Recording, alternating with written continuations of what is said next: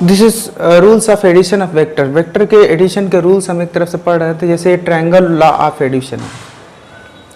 Triangle law of addition क्यों कहा जाता है? तो ट्रायंगल लॉ ऑफ एडिशन इसलिए कहा जाता है क्योंकि ये ट्रायंगल से रिप्रेजेंट होता है। ट्रायंगल लॉ ऑफ एडिशन देखना है तो आप देखो कि if two vectors are represented by the two sides of triangle in magnitude and direction, मतलब इसके दो वेक्टर से मैग्नीट्यूड और डायरेक्शन दोनों दिखता है। कैसे? जैसे P से Q लो, तो अगर मैं ऐसे एरो बना देता हूं, तो P से Q तक एक वेक्टर हो गया।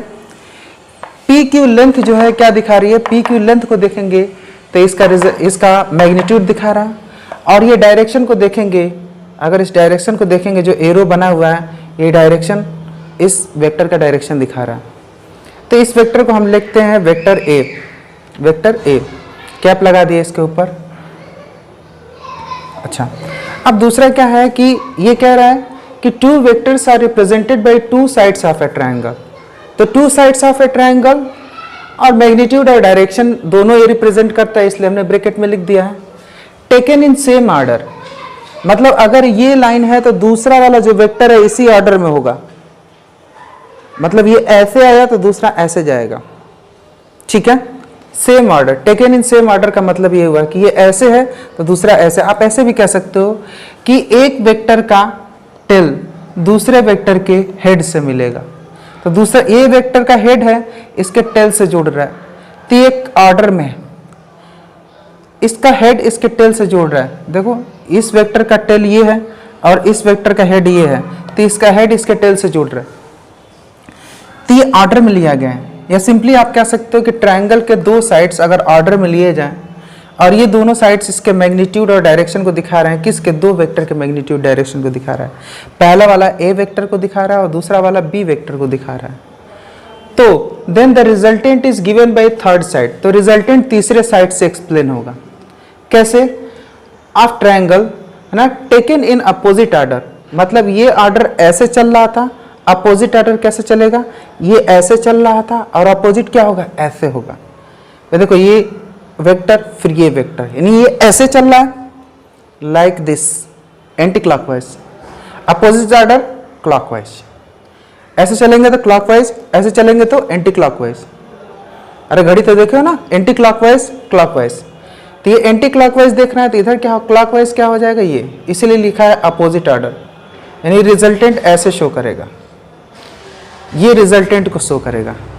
यानी I can write this R and R is what? A plus B.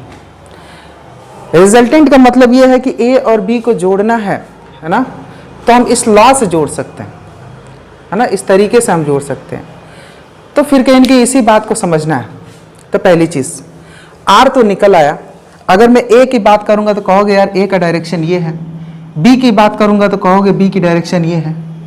आप ये बात समझ रहे हो, लेकिन मैं कहूंगा आर का डायरेक्शन, तो आर का डायरेक्शन ये है। तो अगर ए और बी दिया है तो आर का डायरेक्शन कैसे हम करेंगे? तो आर अगर हम नया मालूम करना चाहते हैं, रिजल्टेंट, अगर हम रिजल्टेंट मालूम करना चाहते हैं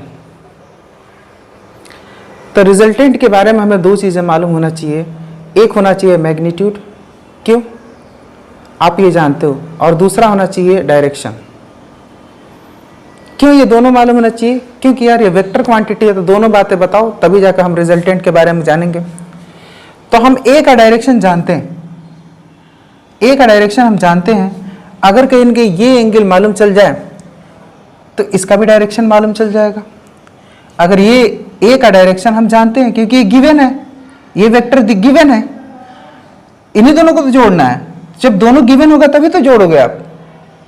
तो ए और बी तुमको मालूम है, लेकिन पॉइंट ये है कि अगर ए वेक्टर का डायरेक्शन हमको मालूम है और ये एंगल मालूम चल जाए तो हम रिजल्टेंट का भी डायरेक्शन बता सकेंगे कि ए से कितना एंगल रिजल्टेंट बना रहा है। रिजल्टेंट का डायरेक्शन में नहीं मालूम है, अगर ये डायरेक्शन मालूम हो तो हम इसका भी डायरेक्शन बता सकते हैं अगर ये एंगल मालूम चल जाए। तो इस एंगल को फिर लिख देते हैं अल्फा, जो कि मालूम करना है।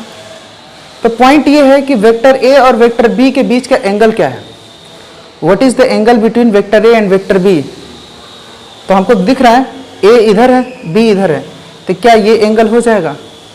नहीं, ये एंगल नहीं होगा। क्योंकि वेक्टर के बारे में एक बात आपको जान लेनी चाहिए कि अगर एक वेक्टर ऐसा है और दूसरा वेक्टर ऐसा है तो कहीं ना कहीं इसका एंगल थीटा लिख दिया गया।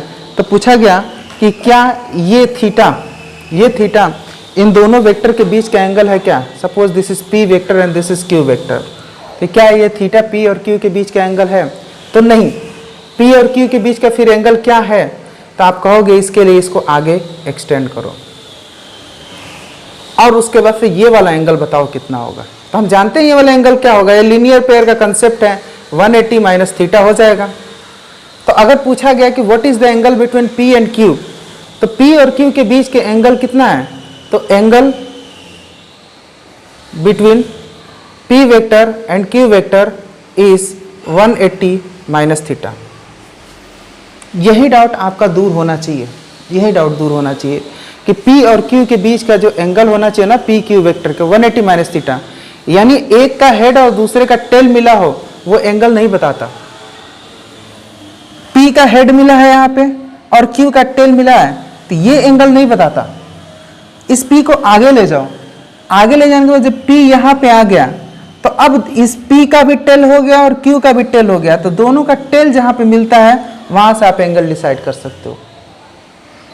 दोनों का जब टेल जहां पे मिलता है वहां से एंगल डिसाइड कर सकते हो, है ना।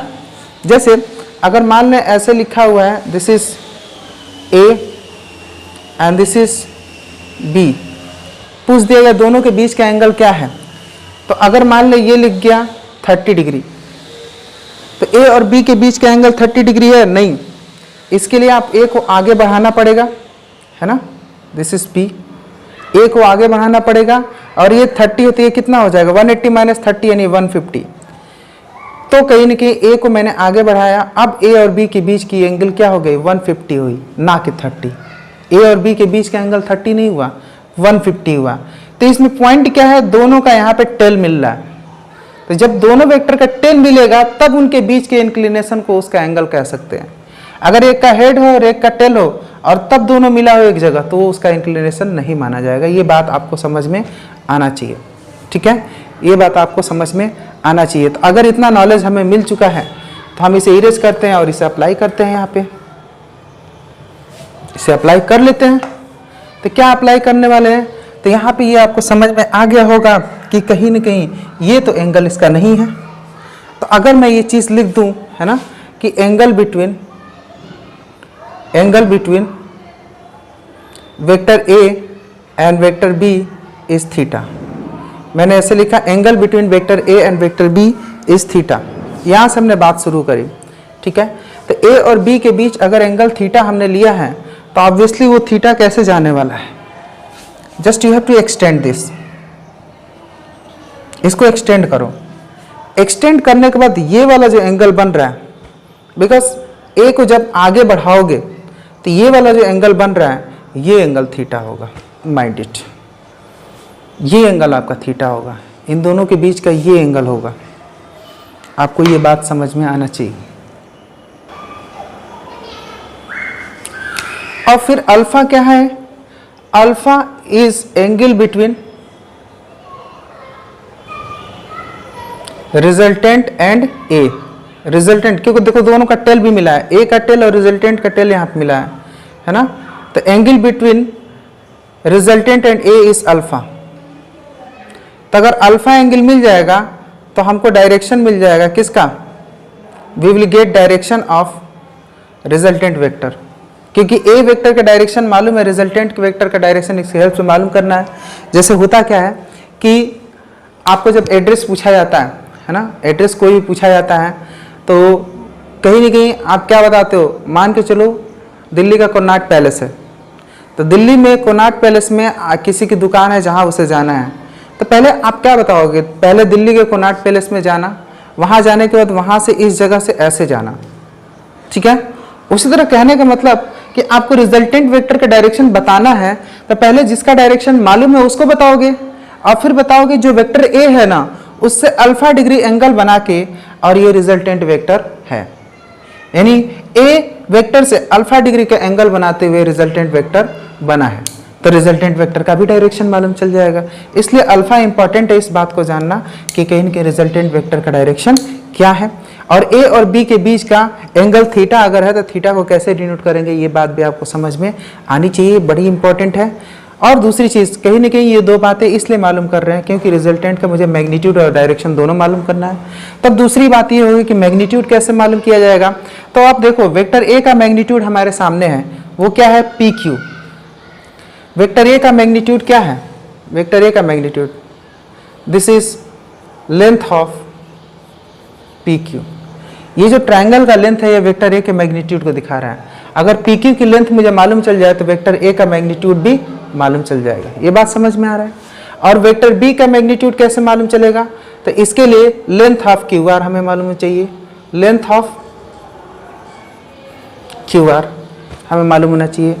तो फिर पूछा जाएगा कि आर का मैग्नीट्यूड कैसे मालूम होना चाहिए, तो आर का मैग्नीट्यूड मालूम करने के लिए हमें लेंथ ऑफ क्या मालूम होना चाहिए, पी आर।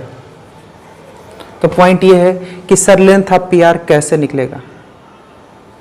पहला क्वेश्चन बना लेंथ ऑफ पी आर कैसे निकलेगा सर। अगर लेंथ ऑफ पी आर में निकालना सीख गया तो सीधी सी बात है कि आपको मुझे ज्योमेट्री सिखानी पड़ेगी लेंथ ऑफ पी आर निकालने के लिए। इसका लेंथ निकालने के लिए आपको मुझे ज्योमेट्री सिखानी पड़ेगी। तो ज्योमेट्री के हेल्प से मैं इसका लेंथ निकालना सिखा दूंगा, इससे एक फॉर्मूला निकल के आएगा, तो आप कभी भी लेंथ निकाल सकते हो। और डायरेक्शन ट्रिग्नोमेट्री की हेल्प से मैं आपको डायरेक्शन भी निकालना सिखा दूंगा, क्योंकि ट्रिग्नोमेट्री की हेल्प से मुझे ये एंगल मिल जाएगा, और एंगल मिल जाएगा तो हम फटाफट आर का डायरेक्शन भी निकाल लेंगे। तो ये दो बातें आपको एकदम पक्के तौर पर समझ में आ चुकी होगी। तो फिर कहीं ना कहीं हम ट्रायंगल लॉ ऑफ एडिशन को बेहतर तरीके से समझते हैं और इसके फॉर्मूला को डिराइव करते हैं। ठीक है, तो यहाँ पे triangle law of vector addition में फटाफट कहीं ना कहीं हम अब तक कहीं ना कहीं इसके डेफिनेशन को समझे। डेफिनेशन में ये पी वेक्टर है, पी वेक्टर को हम एरो से शो कर देते हैं। पी वेक्टर का डायरेक्शन ए से बी की तरफ है, समझ में आ गया। क्यू वेक्टर का डायरेक्शन बी से सी की तरफ है, ये आपको समझ में आ गया होगा। तो आर वेक्टर का डायरेक्शन क्या होगा, ऐसे होगा, ए से सी की तरफ। ये बात समझ में आ गई होगी। पॉइंट ये है कि हमें दो चीज़ें क्लियर करनी है। ठीक है,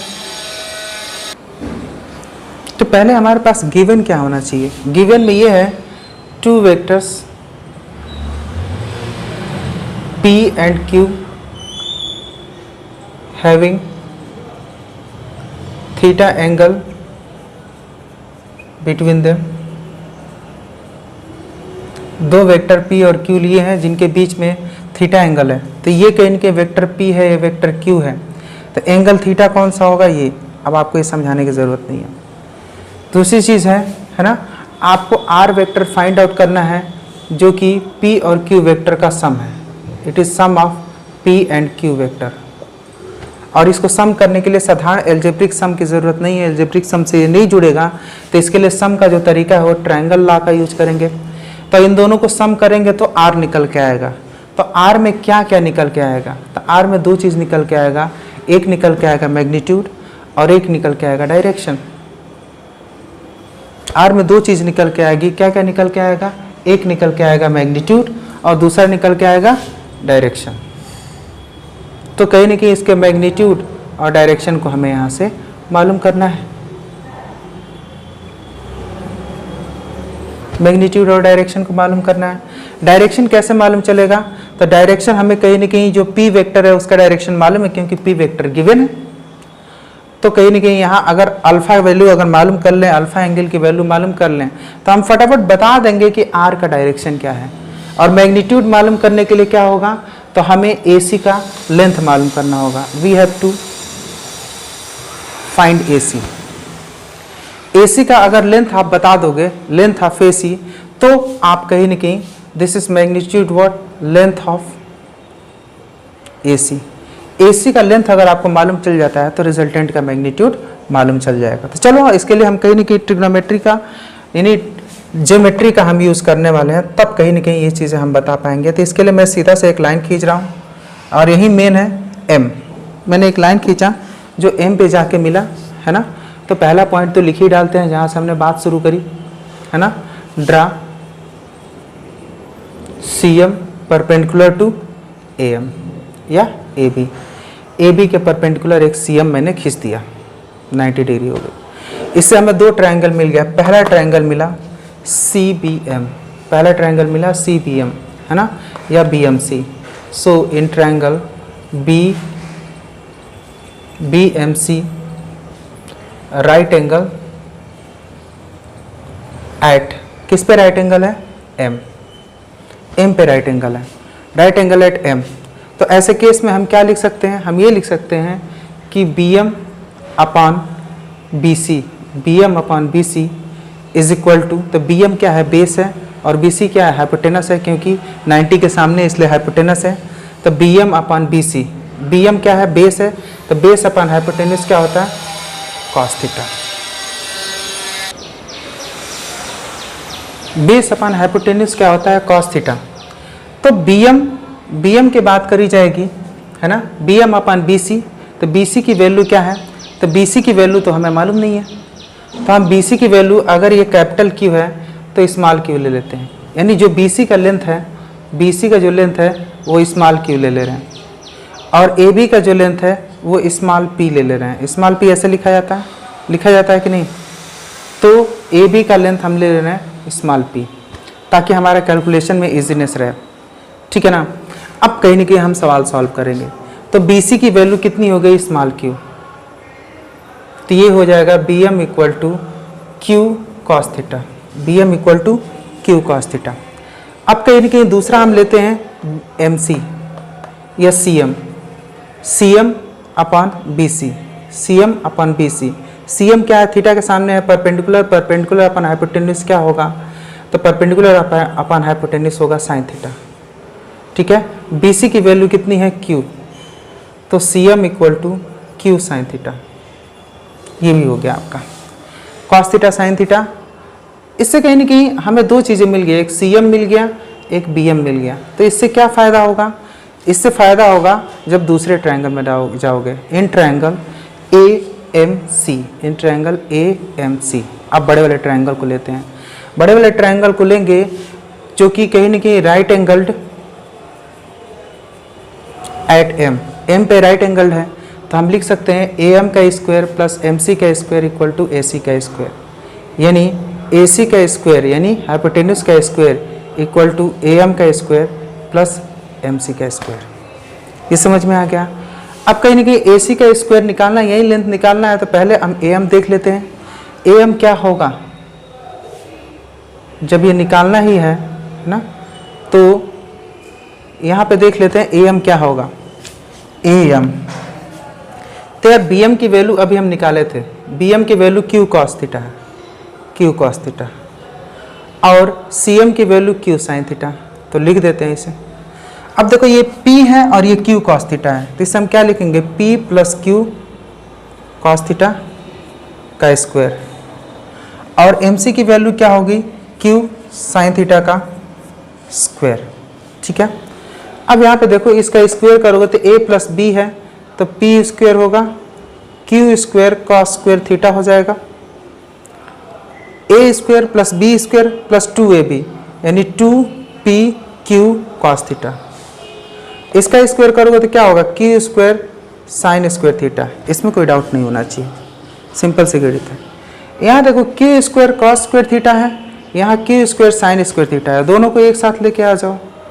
तो P स्क्वायर, यहाँ Q square cos square theta एक जगह ले लिए, और Q square sine square theta भी एक जगह ले लिए, और ये हो गया 2PQ कॉस थीटा। ये क्लियर होगा आपको। अब देखो Q स्क्वायर दोनों में कॉमन है, तो Q को हम कॉमन ले लेते हैं। देखो कॉमन ले रहे, एकदम ध्यान देना, ये देखो Q को निकाला और कॉमन ले लिया, तो ये हो गया sine square theta plus cos square theta. और sine square theta plus cos square theta क्या होता है? 1 होता है कि नहीं? Sine square theta plus cos square theta क्या होता है? 1, और 1 इंटू Q स्क्वायर क्या हो जाएगा? Simple Q square. Sine square theta plus cos square theta equal to 1, ये आपको मालूम होना चाहिए, ठीक है। मैं यहाँ पे लिख रहा हूँ sine square theta plus cos square theta equal to 1, यह आपको 10th में पढ़ाया गया था, ठीक है। तो कहीं ना कहीं वहाँ पर मैंने लिख दिया। अब कहीं ना कहीं ये P square plus Q square हो गया, और फिर 2PQ कॉस थीटा, ठीक है, 2PQ कॉस थीटा। और ये क्या हो गया? AC square. क्या हो गया? AC square. अगर ए सी स्क्वायर हो गया तो ए सी की वैल्यू क्या होगी, तो यहाँ पे स्क्वायर रूट कर दो। तो यार ए सी की वैल्यू हमने निकाल लिया, वो फटाफट यहाँ पे लिख दे रहे हैं। वो हो गया P square plus Q square plus 2pq cos theta. Length of मतलब मैग्नीट्यूड मिल गया, आर का मैग्नीट्यूड हमें मिल गया P square plus Q square plus 2pq cos theta. ये बात समझ में आपको आ जानी चाहिए। तब मैग्नीट्यूड मिल गया, तब डायरेक्शन बाकी है। डायरेक्शन कैसे निकालेंगे, तो डायरेक्शन निकालने का सिंपल सा फंडा है यार। यहाँ पे अल्फा है, अल्फा का हम क्या tan अल्फा निकाल सकते हैं। बड़ा आसान है tan अल्फा निकालना, देख लो। tan अल्फा निकालना सबसे आसान काम है। tan अल्फा क्या होता है, परपेंडिकुलर अपॉन बेस। परपेंडिकुलर क्या है, तो परपेंडिकुलर है cm और बेस क्या है am। cm क्या है q साइन थीटा और am क्या है p plus Q cos theta. p plus Q cos theta, ठीक है। तो tan अल्फा आपका निकल गया। अब आप चाहो तो अल्फा के टर्म में भी इसे लिख सकते हो, अल्फा के टर्म में इसे लिख सकते हो, चॉइस इज योर्स। यहाँ लिखेंगे alpha equal to tan inverse, क्योंकि इधर tan है, जब इधर आएगा तो क्या हो जाएगा tan इनवर्स, और ऊपर है q साइन थीटा और अपान p plus Q cos theta. Mind it, यहाँ पे हमें अल्फा भी मालूम चल गया तो डायरेक्शन मालूम चल जाएगा आर का, और यहाँ पे मैग्नीट्यूड मालूम चल गया। अगर ये दोनों बातें मालूम चल गई तो हमें आर वेक्टर मालूम चल गया। इसलिए इस ट्रायंगल के हेल्प से, इस ट्रायंगल के हेल्प से हम कहीं न कहीं इसका रिजल्टेंट हमने निकाल लिया। तो इस तरीके से आपको वैल्यू निकालने आ गया होगा, ठीक है। तो ये कहीं न कहीं आपको याद रखना होगा, है ना, कि जो इसका रिजल्टेंट है, रिजल्टेंट को हम ऐसे लिखेंगे, रिजल्टेंट के मैग्नीट्यूड को हम ऐसे लिखेंगे। तो रिजल्टेंट का जो मैग्नीट्यूड है वो ये है ना, जो लेंथ ऑफ एसी है रिजल्टेंट का मैग्नीट्यूड है, और लेंथ ऑफ एसी को हम कैसे लिखेंगे, आर वेक्टर का मैग्नीट्यूड। तो आर वेक्टर का मैग्नीट्यूड ये हो गया, और डायरेक्शन क्या हो गया, alpha that is tan inverse q sine theta upon p plus q sine cos theta. और ये भी जान लो कि अल्फा किसके साथ एंगल बना रहा है, p वेक्टर के साथ एंगल बना रहा है। तो ये बात आपको क्लियर हो जाना चाहिए, ठीक है। आप इसे नोट डाउन कर चुके होंगे, एक्सपेक्टिंग, है ना, आपको बात को भी समझ में आ गई होगी, इसे नोट डाउन कर चुके होंगे। तो हम आगे बढ़ते हैं। नेमिंग कहीं ना कहीं बुक्स में डिफरेंट हो सकता है, लेकिन what is the point here, point जो है वो आपको क्लियर होना चाहिए, ठीक है। पॉइंट आपको क्लियर होना चाहिए। पॉइंट क्या है उसे मैं फटाफट लिख देता हूँ। मैं कैसे भी लिख सकता हूँ, लैंग्वेज बदल सकता हूँ। जैसे कि मान लें एक वेक्टर ए है, एक वेक्टर बी है, वेक्टर ए एंड बी, है ना। Angle between vector A and vector B is theta. A और बी के बीच में एंगल थीटा है। ए के मैग्नीट्यूड को आप स्मॉल ए से शो कर लो और बी के मैग्नीट्यूड को स्मॉल बी से शो कर लो, है ना। तो इसके रिजल्टेंट के बारे में आप बता दो, इसके रिजल्टेंट के बारे में बता दो। तो मैं कहूँगा इसके रिजल्टेंट के बारे में बताने के लिए मुझे दो चीज़ें मालूम होना चाहिए। पहला इसका मैग्नीट्यूड, तो इसका मैग्नीट्यूड क्या होगा, तो इसका मैग्नीट्यूड होगा, उसी के हिसाब से हम लिखेंगे इसका मैग्नीट्यूड। आर का मैग्नीट्यूड क्या होगा, तो आर का मैग्नीट्यूड होगा, जैसे यहाँ पी क्यू थे, पी क्यू थे, ठीक है ना, पी क्यू थे तो हम कैसे लिखे थे, P square plus Q square लिखे थे। यहाँ ए बी है तो हम लिखेंगे A square plus B square plus 2ab cos theta. Same same चल रहा है, ठीक है ना। हम इसको क्रम में लिख दें, हो सकता है B C equal to Q, कहीं आप डाउट में आ जाओ, है ना। उसी तरीके से कहीं ना कहीं इसके डायरेक्शन की बात करेंगे तो डायरेक्शन के लिए हमें अल्फा की वैल्यू मालूम होना चाहिए, that is tan inverse. Alpha की वैल्यू हमें मालूम होना चाहिए, दैट इज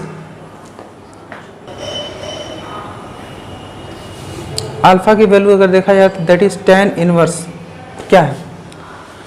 तो यार देखो बाद वाला जो है वो ऊपर आ गया है, that is q sine theta, ठीक है।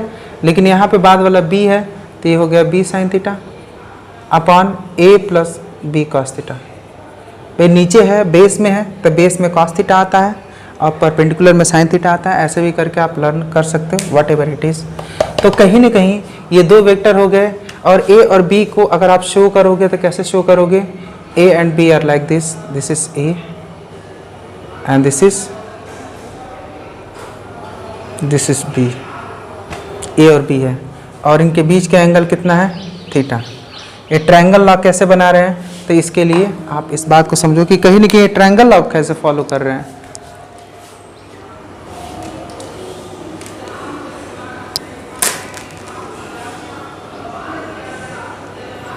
ये ट्रायंगल लॉ को कैसे फॉलो कर रहे हैं, just see there.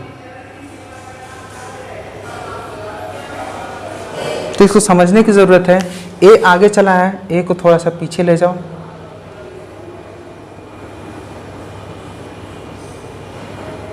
This is ए पीछे चला गया। अब ये ए हो गया, ये बी हो गया, ये क्या हो गया, बी। और कहीं ना कहीं यहाँ से यहाँ को जो मिला रहा है वो क्या हो गया, आर। तो बन गया कि नहीं ट्रायंगल, देखो दिस इज अ ट्रायंगल, ठीक है। तो कहीं ना कहीं ट्रायंगल लॉ से किस तरीके से हम वेक्टर का एडिशन निकालते हैं, इसी आर की वैल्यू यहाँ पे निकल के आई है। आपको ये बात समझ में आ गई होगी। तो आपको कहीं ना कहीं ये बात याद होना चाहिए कि magnitude is equal to this और डायरेक्शन के लिए जो अल्फा है that is equal to this, ये यू मस्ट रिमेंबर। फिगर आपके सामने है, आपको दोनों तरीके से याद होना चाहिए। डेरिवेशन जो मैंने करा वो भी समझ में आना चाहिए और ये कैसे हुआ वो भी समझ में आना चाहिए।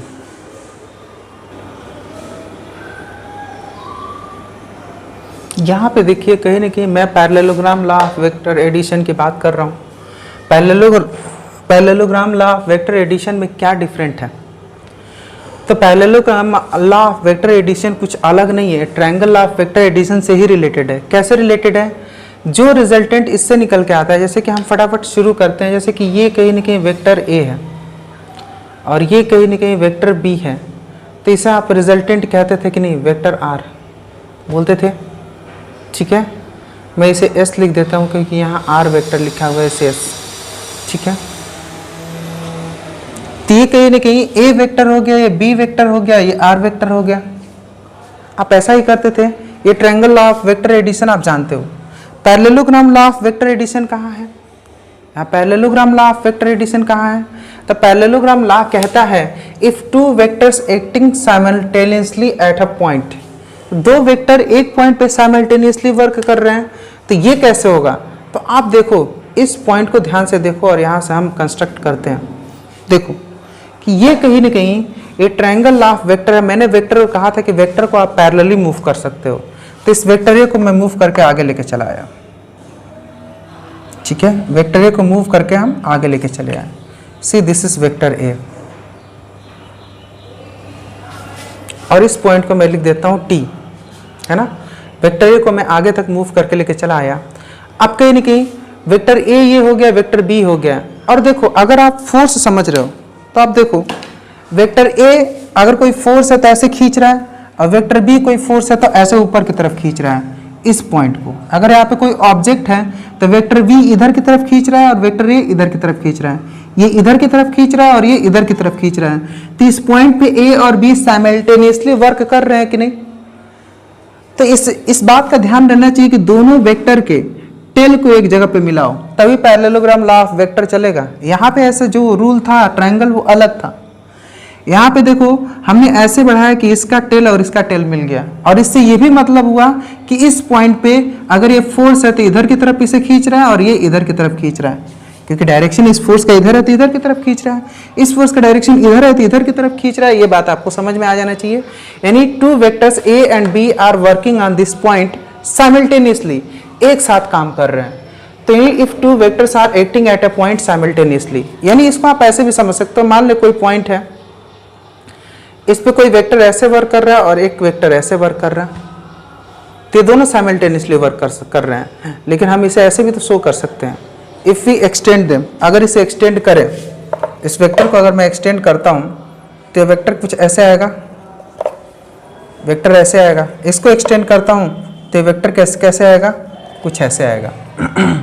तो दोनों वेक्टर अगर इस पॉइंट पे साइमल्टेनियसली वर्क कर रहे हैं, तो अगर ये वेक्टर ए है वेक्टर बी है तो इसे ऐसे लिख सकता हूं कि नहीं, ठीक है। तो ऐसा हो सकता है साइमल्टेनियसली वर्क कर रहे हैं तो ऐसा रिलेशन आएगा कि एक ही पॉइंट से ये भी निकल रहा है और एक ही पॉइंट से ये भी निकल रहा है, जो कि यहाँ पे देख रहे हो कि पॉइंट Q से ये A भी निकल रहा है और B भी निकल रहा है। तब हम पैरेललोग्राम लॉ ऑफ एडिशन हम करने वाले हैं।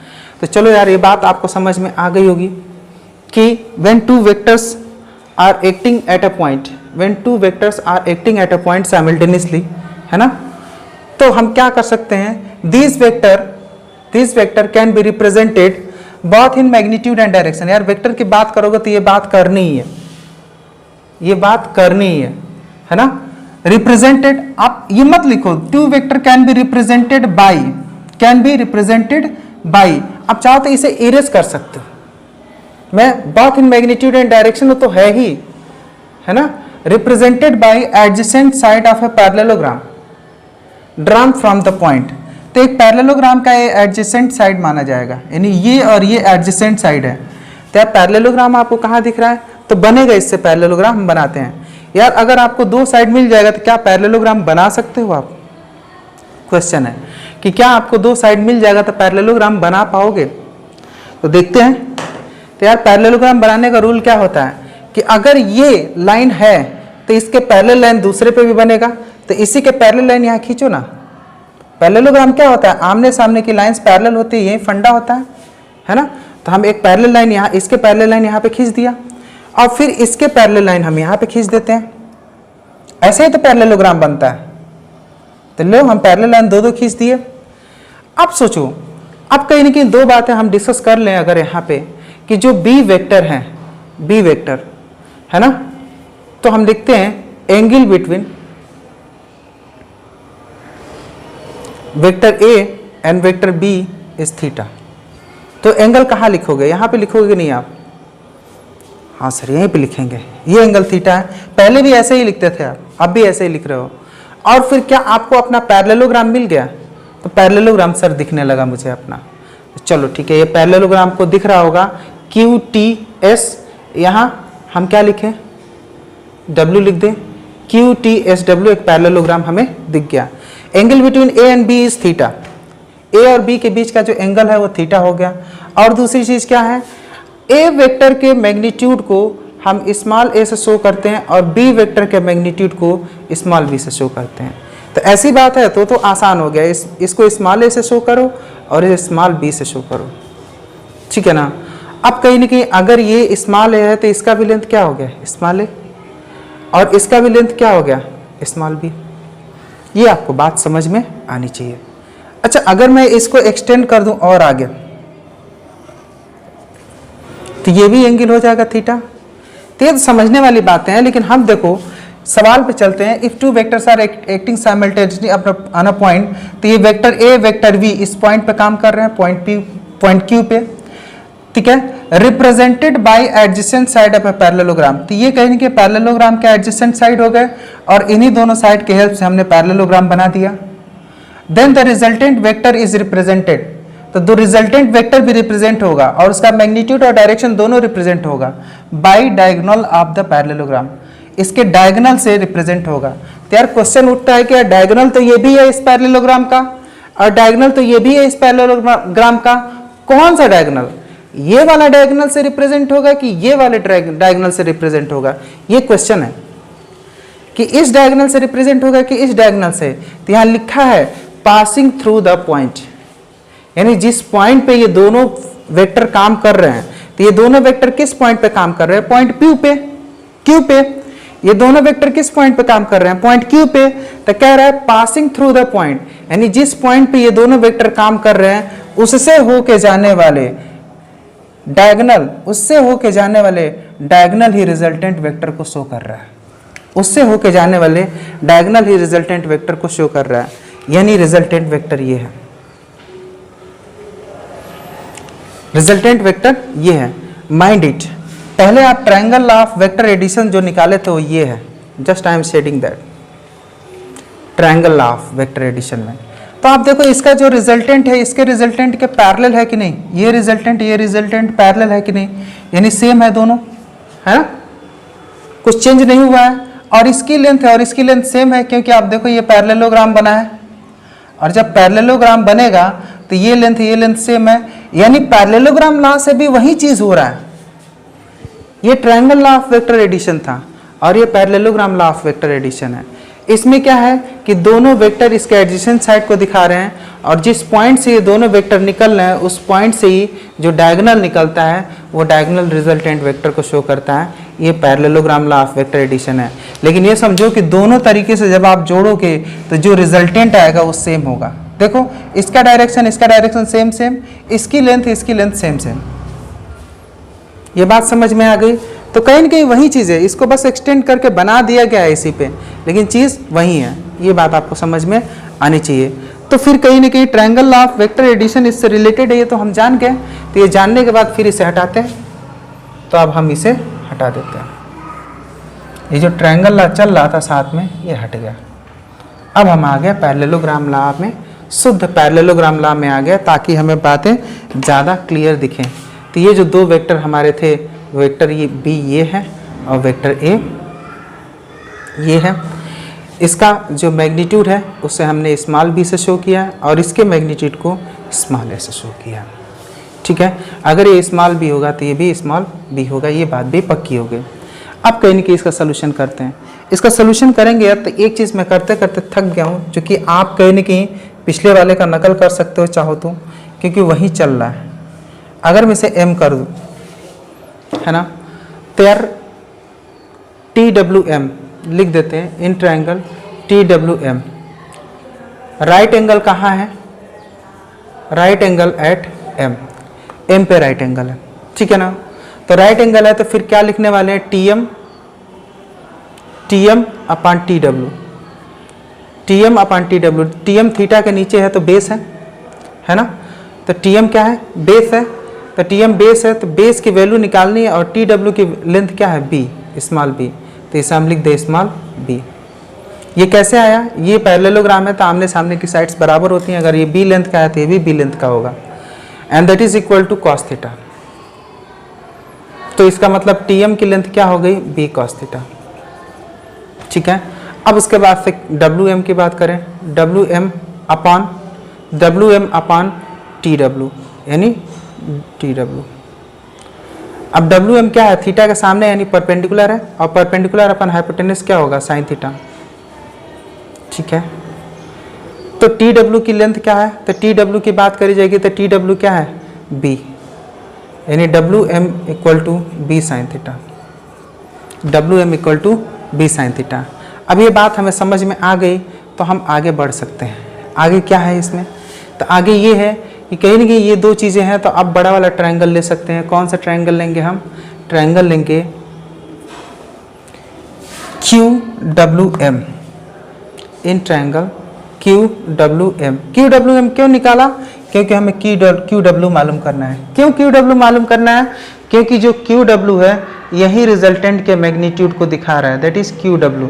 अब देखो जो QW की लेंथ अगर आप निकाल लोगे तो रिजल्टेंट आपको निकल जाएगा, रिजल्टेंट आपको मिल जाएगा।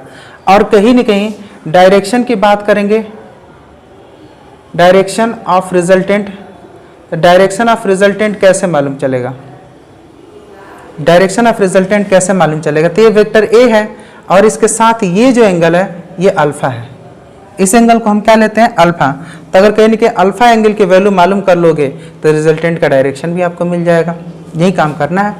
तो कहीं न कहीं ये कैसे होगा? हम QW की पहले लेंथ मालूम करें तो इन ट्रायंगल QWM ले लोगे तो ये राइट एंगल है, राइट एंगल ट्रायंगल है। किस पे राइट एंगल है? एट M पे राइट एंगल है। तो इसमें कहीं न कहीं क्या लिख सकते हैं? QM square plus MW square. QM square plus MW square ये किसके बराबर है? QM square plus MW square किसके बराबर है? QW स्क्वायर के बराबर। QW स्क्वायर के बराबर। तो QM स्क्वायर की बात करी जाएगी तो QM की लेंथ कितनी है? तो QM की लेंथ कितनी है? तो TM की लेंथ तो अभी हम निकाले थे B cos थीटा, इसे लिख देते हैं यहाँ B cos थीटा। और WM की भी लेंथ हमने निकाला था, that is B sin theta, तो B sin थीटा लिख देते हैं। ये लेंथ क्या हो गया? स्मॉल a, और ये लेंथ क्या हो गया? B cos theta. तो small a plus B cos theta ये QM की लेंथ हो जाएगी, स्क्वायर कर देंगे। ठीक है, एम डब्ल्यू की बात करेंगे that is B sine theta, B sine theta, B sine theta का स्क्वायर कर देंगे, है ना। इसका स्क्वायर करेंगे तो क्या आएगा, आप कर सकते हो, तो ये होगा ए स्क्वायर, फिर इसका स्क्वायर करोगे तो B square cos square theta, फिर इन दोनों का मल्टीप्लाई करोगे तो 2 into A into B cos theta, फिर ये क्या होगा, ये B square sine square theta हो जाएगा, B square sine square theta, ये हो गया। तो अगर ये हो गया तो B square sine square theta, B square cos square theta को एक जगह लेके चले आओ, ठीक है। तो अगर दोनों को एक जगह लेके आएंगे तो B square cos square theta plus B square sine square theta, दोनों एक जगह हो गया, फिर बचा क्या, 2ab कॉस थीटा। ये क्लियर होगा आपको, ठीक है। अगर इतना बच गया तो आप देखो, अगर बी स्क्वायर दोनों में कॉमन है तो इस बी स्क्वायर को निकालते हैं और ब्रैकेट लगा देते हैं। ब्रैकेट लगाने के बाद से क्या हुआ, cos square theta plus sign square theta की वैल्यू 1 है। अभी इसके पहले हमने डिस्कस किया था कि sine square theta plus cos square theta equal to 1। Mathematical tools of physics में बहुत बारीकी से हर एक चीज़ पढ़ाए हूँ। अगर आपको अभी भी नहीं समझ में आया, जस्ट गो, है ना, and study mathematical tools of physics, है ना। तो कहीं ना कहीं इसका लिंक मैं दे दूंगा इसमें, है ना, डिस्क्रिप्शन में, वहाँ से आप कहीं ना कहीं उसे विजिट करें। अब ये क्या है कि cos square theta plus sign square theta की वैल्यू ए 1 हो गया, अब ये हो गया ए स्क्वायर, ये हो गया बी स्क्वायर क्योंकि ये 1 हो गया, और ये हो गया 2ab कॉस थीटा। तो भाई कहीं ना कहीं हमें ये जो वैल्यू मिला ये क्यू डब्ल्यू स्क्वायर का मिला, क्यू डब्ल्यू स्क्वायर का मिला। अगर कहीं ना कहीं क्यू डब्ल्यू का लेंथ मालूम करना है तो सिंपली इसका क्या हो जाएगा, रूट हो जाएगा। तो क्यू डब्ल्यू क्या हो गया, यहाँ लिख लेते हैं, this is A square plus B square plus 2ab cos theta, ठीक है,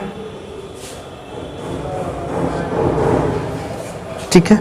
डायरेक्शन ऑफ अल्फा की बात करेंगे, डायरेक्शन कैसे निकलेगा, तो यार आपको अल्फा मालूम करना है तो आप पूरे ट्रायंगल को ध्यान से देखो, आपको समझ में आने लगेगा कैसे मालूम होगा। ये राइट एंगल ट्रायंगल आपको मिल रहा है, तो अगर मान लें मैं डायरेक्ट यहाँ लिखूँ tan अल्फा कितना है, tan अल्फा कितना है, just see to it. Triangle में देखो tan अल्फा कितना है, tan अल्फा, तो tan अल्फा देखोगे तो सामने परपेंडिकुलर है, परपेंडिकुलर अपान बेस होता है, परपेंडिकुलर है बी साइन थीटा, और बेस क्या है a plus B cos theta, base क्या है a plus B cos theta. तो अल्फा की वैल्यू क्या होगी, तो ये होगी tan inverse B sine theta upon a plus B cos theta. तो इस तरीके से आपको अल्फा की वैल्यू भी मालूम हो गई। इसे हम यहाँ पे लिख देते हैं, that is tan inverse B sine theta upon a plus B cos theta. तो इस तरीके से आपको अल्फा की वैल्यू भी मालूम चल गई, अल्फा की वैल्यू मालूम चल गई तो ये ए के साथ एंगल बना रहा है, तो अल्फा की वैल्यू मालूम चल गई तो डायरेक्शन मालूम चल गया रिजल्टेंट का, और कहीं ना कहीं क्यू डब्ल्यू का लेंथ मालूम चल गया तो ये क्या है, magnitude of resultant, that is A square plus B square plus 2ab cos theta.